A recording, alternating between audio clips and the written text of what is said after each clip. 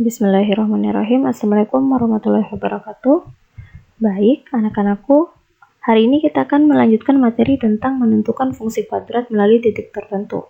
Pada pertemuan sebelumnya, kita sudah membahas tentang menentukan fungsi kuadrat yang melalui 3 titik dan menentukan fungsi kuadrat yang melalui titik puncak dan sebuah titik lainnya. Nah, hari ini kita akan membahas tentang menentukan fungsi kuadrat melalui titik-titik potong pada sumbu koordinat.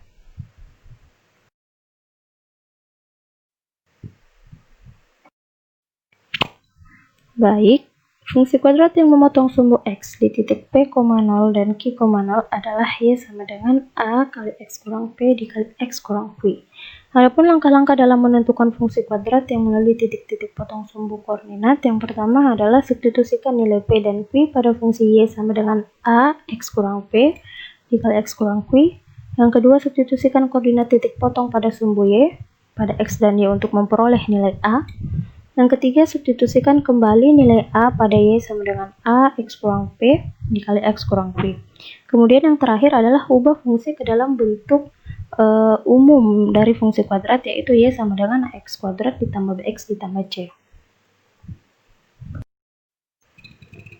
Nah, selanjutnya ada contoh soal. Tentukanlah fungsi kuadrat yang memotong sumbu X di titik 1,0 dan 5,0 serta memotong sumbu Y di titik 0,10.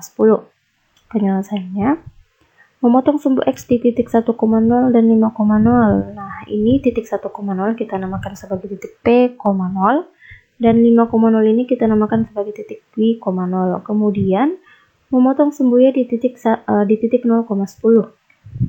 Nah, kita namakan 0,10 ini sebagai titik X, Y. Langkah selanjutnya adalah substitusikan titik potong pada sumbu X dan Y ke persamaan Y sama dengan A dikali X kurang P dikali X kurang Q untuk memperoleh nilai A. Langkah selanjutnya, nah, kita substitusikan ya. Jadi Y-nya tadi sama dengan 10, X-nya sama dengan 0, P-nya 1, dan Q-nya adalah 5. Sehingga kita peroleh 10 sama dengan A dikali 0 kurang 1 dan dikali 0 kurang 5. Sehingga 10 sama dengan A dikali negatif 1 dikali negatif 5. 0 kurang 1 negatif 1, 0 kurang 5 negatif 5. Kemudian 10 sama dengan 5A. 10 sama dengan per 5 sama dengan A. Sehingga kita peroleh A-nya sama dengan 2. Kemudian nilai A ini kita substitusikan kembali ke dalam persamaan Y sama dengan A dikali X kurang P dikali X kurang Q. Hingga Y sama dengan A-nya 2, terus X kurang P X menjadi X kurang 1. Kita substitusikan juga nilai nilai titik potongnya pada sumbu X.